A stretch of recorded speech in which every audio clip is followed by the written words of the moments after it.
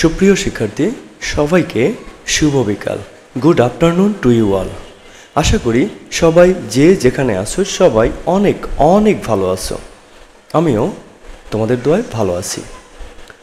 আজকে আমরা চতুর্থ শ্রেণীর ইংলিশ ফর টুডে বইয়ের ইউনিট 33 থেকে আলোচনা করব।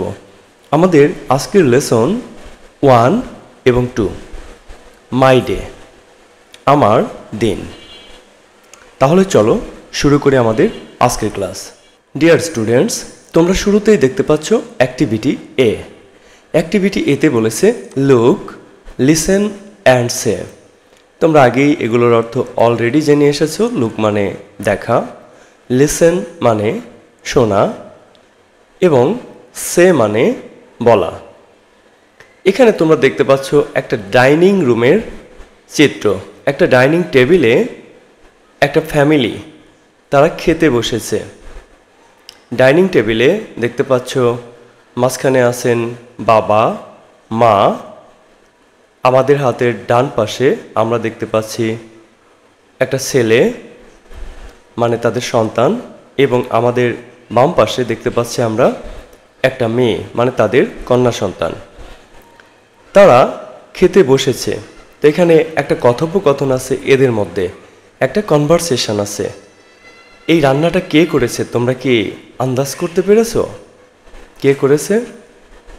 এই রান্না করেছে সবাই মিলে। পরিবারে সবাই মিলে কাজ করার একটা আলাদা আনন্দ আছে। সবারই মনে হয় যে হ্যাঁ, এই কাজটা আমিও করেছি, আনন্দ পাওয়া যায়। দেখো, বাবা বলেছেন this chicken is good, this chicken is good. এই মুরগিটা খেতে দারুণ, এই মুরগিটা খুবই সুন্দর। এবার দেখো তাদের কন্যা সন্তান মানে এই ছেলেটার বোন যে, সে বলেছে উই কুকড ইট, এটা আমি রান্না করেছি, এটা আমি রান্না করেছি। কে রান্না করেছে?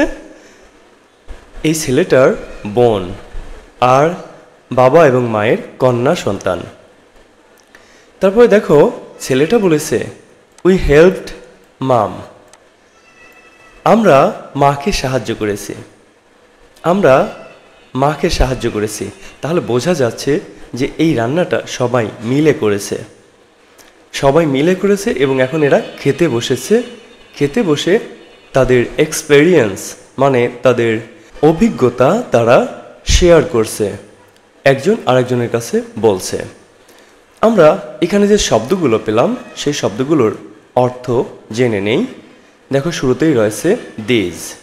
আমরা আগেই জানি দিস মানে হলো এইটা, দিস মানে এইটা।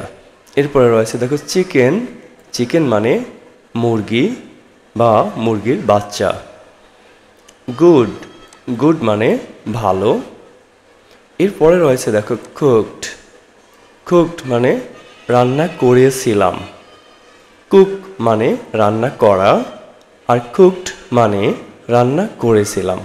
এরপরে দেখো রয়েছে হেল্পড মানে সাহায্য করেছিলাম। হেল্প মানে সাহায্য করা, হেল্পড মানে সাহায্য করেছিলাম। মাম, মাম হলো মা। আমরা জানি মায়ের ইংরেজি হলো মাদার। আবার অনেকে মাকে মাম বলে থাকে, অনেকটা আদর করে বলতে পারো এরকম। এখান থেকে কিন্তু কোশ্চেন আনসার আসতে পারে। কোশ্চেন আসতে পারে এরকম, হাউ ইজ দ্য চিকেন, মানে মুরগি কেমন, এটা রান্না কেমন হয়েছে। যার উত্তর হলো the chicken is good, the chicken is good মানে মুরগিটা সুন্দর হয়েছে। আবার কোশ্চেন হতে পারে who cooked the chicken, who cooked the chicken, মুরগি কে রান্না করেছে। মুরগি রান্না করেছে মা এবং ছেলে মেয়েরা তাকে সাহায্য করেছে, তাই না? তাহলে আমরা লিখব mother cooked the chicken, the children also helped her, the children also helped her. মানে মুরগি রান্না করেছে মা, তাকে ছেলেমেয়েরা সাহায্য করেছিল। আবার এখান থেকে কিন্তু অন্যান্য আইটেমও মানে মেক সেন্টেন্সও আসতে পারে। লিসেন দিয়ে, লুক দিয়ে, সে দিয়ে, চিকেন, গুড, কুকড, হেল্পড, এই শব্দগুলো দিয়ে এখান থেকে মেক সেন্টেন্সও আসতে পারে। তাহলে তোমরা সবগুলোই প্রিপারেশন নেবে। আমরা এবার দেখব language focus. Language focus, language মানে ভাষা, ফোকাস মানে কোনো কিছুর উপর বিশেষভাবে লক্ষ্য রাখা। মানে আমাদের এখানকার আলোচনার বিষয় মূলত ভাষা, ভাষার উপরেই আমরা মূলত এখানে লক্ষ্য রাখব। অ্যাক্টিভিটি বিতে বলেছে সিম্পল পাস্ট টেন্স, সাধারণ অতীতকাল। সিম্পল মানে সাধারণ, পাস্ট মানে অতীত, টেন্স মানে কাল, যেটাকে আমরা সময় বলি। সিম্পল পাস্ট টেন্স মানে সাধারণ অতীতকাল। We use the simple past tense to talk about things that happened before now. আমরা পাস্ট ইনডেফিনিট টেন্স বা সিম্পল পাস্ট টেন্স ব্যবহার করি ওই সকল কাজের কথা বলতে যেগুলো এখন এই সময়ের আগে ঘটে গেছে। তোমরা নিজেদের ব্যক্তিগত বাস্তব জীবনের উপরে খেয়াল করো। আমরা এখন লেখাপড়া করছি, তাই না? বাট একটু আগে কি করেছি? একটু আগে আমরা যে কাজটা করেছি সেটাই পাস্ট ইনডেফিনিট টেন্স, অর্থাৎ সিম্পল পাস্ট টেন্স মানে সাধারণ অতীতকাল। আরও আগে যেগুলো ঘটে গেছে সবই অতীতকাল।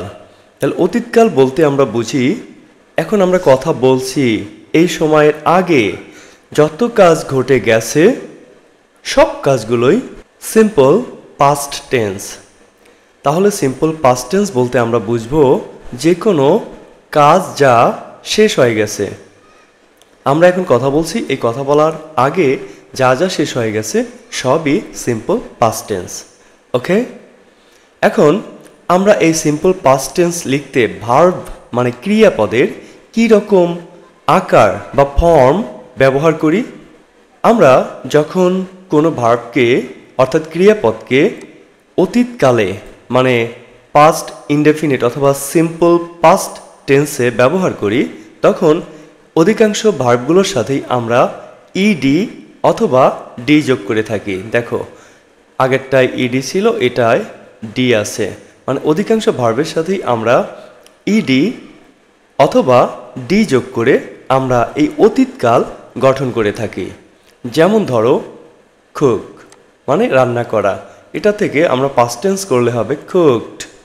আবার ওয়াক মানে হাঁটা চলা করা, হাঁটা, এটার পাস্ট টেন্স আমরা গঠন করলে হবে ওয়াকড।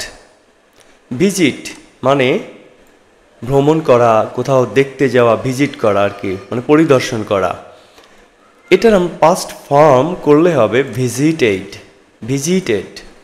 আবার ওয়ার্ক মানে কাজ করা, এটার পাস্ট ফর্ম আমরা গঠন করলে হবে ওয়ার্কড, মানে কাজ করেছিল বা করেছিলাম। প্লে, উচ্চারণ আমরা প্লে বললেও এটার উচ্চারণ প্লেই, মানে খেলা করা, এটার অতীতকাল হবে মানে পাস্ট ফর্ম হবে প্লেড। আবার দেখো লাইক মানে পছন্দ করা, এর পাস্ট ফর্ম হলো লাইকড। যে ভার্বগুলোর শেষে এই যে ই অলরেডি দেওয়া আছে সেগুলোর সাথে শুধু ডি যোগ করতে হয়, ডি যোগ করে তারপরে পাস্ট ফর্ম গঠন করতে হয়। আবার দেখো এটা লাভ, লাভ মানে ভালোবাসা, পছন্দ করা, দেখো এর পাস্ট ফর্ম হলো লাভড। আবার নেম মানে কাউকে কোনো নাম ধরে ডাকা, কাউকে নাম ধরে ডাকার ইংরেজি হলো নেম। আবার নেম মানে কিন্তু কারোর নামও বুঝিয়ে থাকে। যখন আমরা এটাকে ভার্ব হিসেবে ব্যবহার করি তখন এটার নাম, এটার অর্থ হয় নাম ধরে ডাকা। নেম এর পাস্ট ফর্ম হলো নেমড। আবার খেয়াল করে দেখো যে সকল ভার্ব এর শেষে ওয়াই আছে, verb ending in Y change Y to I plus ED, মানে যে সকল ভার্বের শেষে ওয়াই থাকবে সেই ওয়াই তুলে দিয়ে মানে পরিবর্তন করে আই বানিয়ে দিতে হবে এবং তারপরে ইডি যোগ করতে হবে, তাহলে এটা পাস্ট ফর্মে পরিবর্তন হয়ে যাবে। যেমন ধরো ট্রাই, TRY, ট্রাই মানে চেষ্টা করা। আমরা যদি এটাকে পাস্ট ফর্ম তৈরি করি তাহলে ওয়াই তুলে দিয়ে আমরা এই যে আই লিখব, ওয়াই তুলে দিয়ে লিখব আই, তারপরে ইডি যোগ করব, তাহলে আমার শব্দটা দাঁড়াবে ট্রাইড, TRI, ওয়াই এর পরিবর্তে IED, ট্রাইড। তারপর দেখো স্টাডি, স্টাডি মানে লেখাপড়া করা। ওয়াই উঠায় দিয়ে আমরা কি লিখব, আই লিখব, তারপরে ইডি লিখব, তাহলে আমাদের পাস্ট ফর্ম হবে স্টাডিড, স্টাডিড। আশা করি বুঝতে পেরেছো তোমরা। আবার কিছু ভার্ব আছে যেগুলো এই নিয়ম মেনে চলে না। কিছু ভার্বের আমরা লক্ষ্য করে দেখব এরকম কোনো নির্দিষ্ট নিয়ম মেনে এরা পাস্ট টেন্স বা পাস্ট ফর্ম গঠন করে না। এগুলোকে বলা হয় ইরেগুলার ভার্ব। ইরেগুলার মানে এরা অনিয়মিত ভার্ব। এই যে সাম verbs are irregular, remember them. কিছু ভার্ব আছে যেগুলো এরকম কোনো নিয়ম মেনে চলে না। এগুলো আমরা কিভাবে মনে রাখবো? এগুলোকে মুখস্থ করতে হবে, এগুলোকে মনে রাখতে হবে। এগুলো নিয়ম দিয়ে করলে কিন্তু হবে না। তোমাদের চতুর্থ শ্রেণীর জন্য এখানে অল্প কিছু ভার্ব দেওয়া আছে, তোমরা আরও বেশি ভার্ব তোমরা পড়তে পারো নিজেদের জন্য, তাহলে তোমাদের ভোকাবুলারি এবং টেন্সের স্ট্রাকচার গঠন করতে আরও বেশি সুবিধা হবে।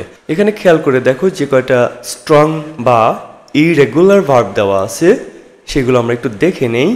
মেক, মেক মানে তৈরি করা, তৈরি করা। এর পাস্ট ফর্ম হবে মেড, MADE। দেখো এটা কিন্তু শুধু ডি অথবা ইডি যোগ করে গঠিত হয়নি। আবার দেখো গো, আমরা গো বলি, আসলে উচ্চারণ কিন্তু গৌ, গৌ, ঠিক আছে, মানে যাওয়া। এর পাস্ট ফর্ম হলো ওয়েন্ট, ওয়েন্ট মানে গিয়েছিল। আবার হ্যাভ, হ্যাভ এর বেশ কয়েকটা মিনিং রয়েছে। হ্যাভ মানে খাওয়া, হ্যাভ মানে পাওয়া, হ্যাভ মানে থাকা। দেখো হ্যাভ এর পাস্ট ফর্ম হলো হ্যাড, মানে আমার ছিল অথবা খেয়েছিলাম অথবা পেয়েছিলাম। আবার দেখো রিড, রিড মানে পড়া, এর পাস্ট ফর্ম হলো রেড।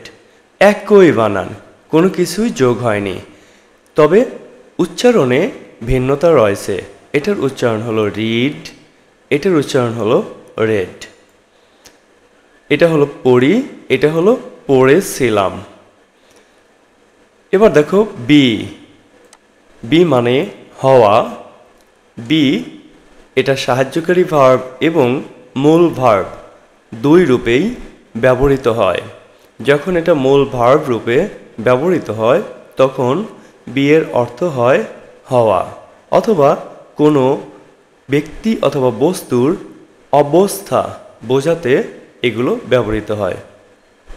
বি এটা হলো বেস ফর্ম, এটার প্রেজেন্ট ফর্ম হলো অ্যাম, ইজ এবং আর। বি ভার্বের প্রেজেন্ট ফর্ম হলো অ্যাম, ইজ এবং আর। আর এই অ্যাম, ইজ অথবা আর এর পাস্ট ফর্ম হলো ওয়াজ অথবা ওয়ার, ওয়াজ অথবা ওয়ার। তাহলে দেখো এই ওয়াজ অথবা ওয়ার এটা কিন্তু কোনো নিয়ম মেনেই গঠিত হয়নি। আবার দেখো সি, সি মানে দেখতে পাওয়া বা দেখা, সি মানে দেখা। এর পাস্ট ফর্ম হলো স, মানে দেখেছিলাম বা দেখেছিল। ইট, ইট মানে খাওয়া। এইট মানে খেয়েছিল অথবা খেয়েছিলাম।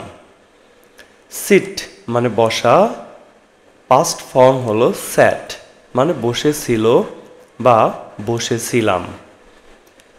তোমরা ভার্বগুলোর পাস্ট ফর্ম এবং প্রেজেন্ট ফর্ম দেখেছো, তোমাদের এগুলো কিন্তু মনে রাখতে হবে। যাদের এমনিতে মনে থাকবে না তারা বারবার পড়বে, বারবার পড়লে তারা মনে করতে পারবে সহজেই। তোমরা এবার দেখবে অ্যাক্টিভিটি সি। অ্যাক্টিভিটি সিতে বলেছে রিড অ্যান্ড রাইট। রিড মানে পড়া এবং রাইট মানে লেখা। পড়ো এবং লেখো। এখানে তোমরা দেখতে পাচ্ছ 12টা ভার্ব দেয়া রয়েছে। আমরা দেখতে পাচ্ছি প্রত্যেকটা ভার্বে প্রেজেন্ট ফর্মে লেখা আছে। তোমাদেরকে বলা হয়েছে এগুলো পড়ো এবং একই সাথে এগুলোর পাস্ট ফর্ম লেখো। পড়ো এবং লেখো। একটা তোমাদের জন্য করে দেয়া আছে, যেমন ইজ হলো প্রেজেন্ট ফর্ম, এর পাস্ট ফর্ম হলো ওয়াজ। বাকিগুলো তোমাদের লিখতে হবে। তাহলে আসো আমরা শুরু করি। তোমরা যারা খাতা কলম নিয়ে পড়তে বসোনি, শীঘ্রই খাতা কলম নিয়ে তাড়াতাড়ি সামনে চলে আসো। তোমরা তোমাদের এক্সারসাইজ বুক বা খাতায় এগুলো লিখে ফেলো। বইয়েও লিখতে পারো, তবে বইয়ে লিখলে বই দেখতে খারাপ দেখা যায়। তাই আমি মনে করি খাতায় লিখলেই বেশি ভালো, বারবার করে তাহলে প্র্যাকটিস করতে পারবে। 2 নম্বরে দেখো ওয়াশ মানে ধৌত করা। দেখো এটা কিন্তু রেগুলার ভার্ব, তাই এটার সাথে ইডি যোগ হবে। এটা হবে ওয়াশড, WASHED। এরপরে 3 নম্বর দেখো অ্যামও কিন্তু প্রেজেন্ট ফর্ম, তাই না? তাহলে অ্যামের পাস্ট ফর্ম কি হবে? অ্যামের পাস্ট ফর্ম হলো ওয়াজ। অ্যাম থাকলে তার পাস্ট ফর্ম আমরা ওয়াজ লিখব। যেমন আই অ্যাম, এটা পাস্ট ফর্মে আমরা লিখব আই ওয়াজ। এরপরে রয়েছে ক্লিন মানে পরিষ্কার বা পরিষ্কার করা। তাহলে আমরা এটার পাস্ট ফর্ম লিখব ক্লিনড। এটা উইক ভার্ব, এটা রেগুলার ভার্ব, মানে এটা নিয়ম মেনে পাস্ট ফর্মে পরিবর্তিত হয়। ইডি যোগ করলেই এটা পাস্ট ফর্ম হয়ে যাবে। যেগুলোর শেষে ই আছে সেগুলোর শেষে আমরা ডি যোগ করব, যেগুলোর সাথে ই নাই সেগুলোর সাথে ইডি যোগ করব। তাহলে ক্লিন, এই ক্লিন এর পাস্ট ফর্ম হবে ক্লিনড, CLEANED,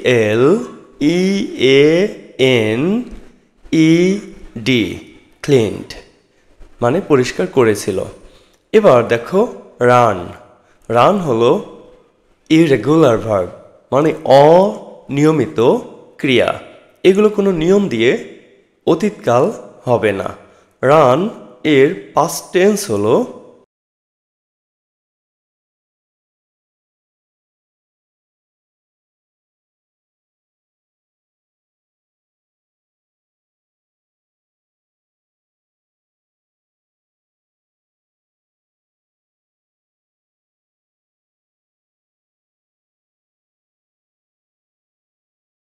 তাহলে এই রান এর পাস্ট ফর্ম হবে র্যান, RAN, র্যান মানে দৌড় দিয়েছিল বা দৌড়েছিল। এরপরে রয়েছে দেখো কাট মানে কাটা। এটাও স্ট্রং ভার্ব বা ইরেগুলার ভার্ব, এটাও কোনো নিয়ম দিয়ে করা যাবে না। কাট এর পাস্ট ফর্মও কাট মানে কেটেছিল। এবার 7 নম্বর দেখো স্টে মানে অবস্থান করা, থাকা, কিছু সময়ের জন্য কোথাও থাকা, এটা হলো স্টে।